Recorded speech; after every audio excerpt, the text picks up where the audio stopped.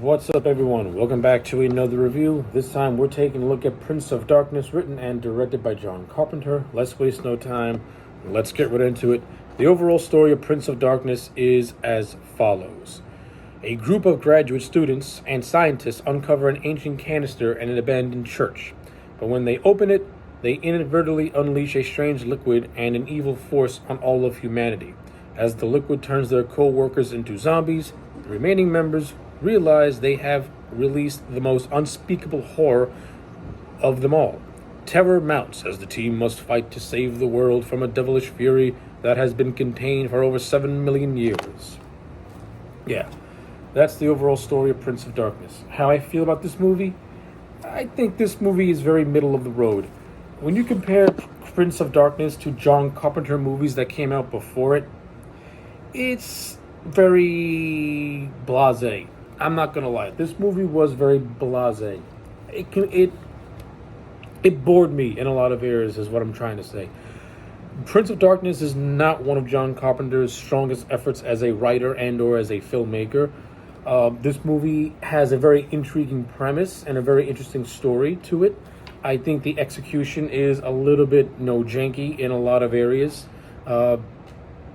And that makes for a very dull experience. And not only is this movie that, this movie doesn't really have that many moments of grab you tension. I mean, you get that in spurts here and there, but the majority of this movie is just these people just doing scientific stuff and just talking. These characters, they don't really act like human beings. We don't really get to know these people. I mean, yeah, they have conversations here and there, but we don't get a chance to know who these people are. We don't get a chance to get a sense of their personalities in the way that we should get a sense of their personalities. I think with Prince of Darkness, John Carpenter is trying to mimic The Thing a little bit, but what made The Thing work is that you had characters that you latched onto. Those guys had personality. Those guys, we understood the situation that they were in. Prince of Darkness is we understand what's going on. They unleashed this evil force, and now they got to stop it before the world pretty much is at the mercy of this being known as the anti-god, who is pretty much the villain that's been built up throughout this movie, who doesn't even appear in this movie, not even at the end. You get a glimpse of his hand at the end. I mean, if this movie wanted to go all out, then the anti-god should have crossed over to Earth. And we get a real battle of the sign of good versus evil. Because I think that would make for a more thrilling climax than what we ended up getting in this movie, to be honest with you. And that's really what what Prince of Darkness is a movie of missed opportunities. And because of those missed opportunities, it becomes dull. And I get it. I think Carpenter was trying to go for a more grounded, realistic feel with this movie. But with the premise that he really had, it should have been more overblown. It should have been more bombastic. That's pretty much how I feel when it comes to this movie. Now, does this mean this thing does not have merits? No, it does have some merits. It does. The overall, the cast of this movie I thought was really solid. You got Donald Pleasance, who plays the Catholic priest. I thought he was fine in the role. Victor Wong plays this college professor who is pretty much the leader of the scientists and graduate students. He was okay in the role as well. And the supporting cast, they also fill their roles out. I mean, no one in this movie gives a standout performance where you can latch onto them. Even though I think the acting and the actors did the best they could with the material they were given, the characters themselves are not really, there's no standout character to latch onto. There's no really human relationships that we can get onto.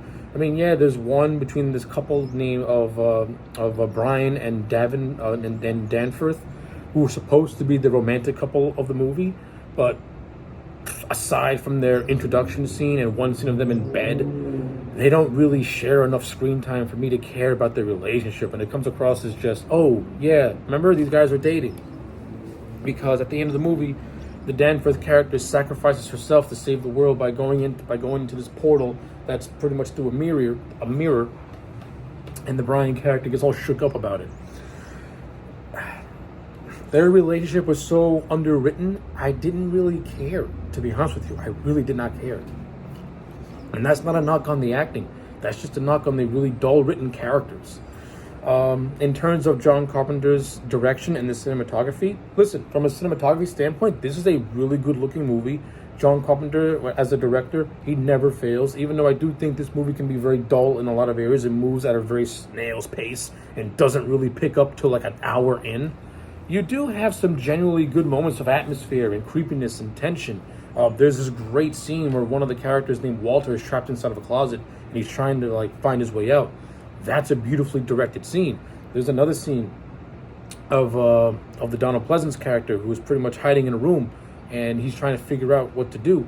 That's another good scene as well. A scene where a group of the people try to barricade themselves in another room. That's also a really well done and well directed scene. Like, this movie does have some really good directed scenes. It does have a good atmosphere to it. It does overall have a very good atmosphere. Carpenter knows how to create really good atmosphere. This movie's got an atmosphere to it. It does got a creepiness to it. It does have an intriguing premise. It just has poor execution, and that makes for just a very dull, it makes for a very dull experience for a movie that just doesn't hold up to the best of Carpenter's abilities. And that's really how I feel about The Prince of Darkness. Like, I don't hate this movie. I just find it to be very, very dull, and when compared to other movies made by Carpenter that are much, much better than this. Yeah, those are basically my thoughts on Prince of Darkness. You know, it's okay. I recommend it for fans of John Carpenter who are completionists, but if you are trying to seek this movie out for the sake of seeking it out, I'm going to warn you. You may or may not be disappointed. It's all on how you want to view this film. For me, personally, I just found it to be very, very dull when compared to other works of John Carpenter that are much better. You know, The Thing, They Live, Escape from New York, Halloween, of course. Those movies are light years better than this. But for what it is, it's a solid movie. It's okay. Get past that first hour, and that's where the movie really starts to pick up steam. That's just how I feel about it. So yeah, when all said and done, I'm giving John Carpenter's Prince of Darkness a solid 5 out of 10. It's very middle of the road for me. It's nothing offensively bad, but it's nothing fantastic either. So yeah, those are my thoughts. Let me know yours in the comment section down below. Like the video and subscribe, and I'll check you back next time for more.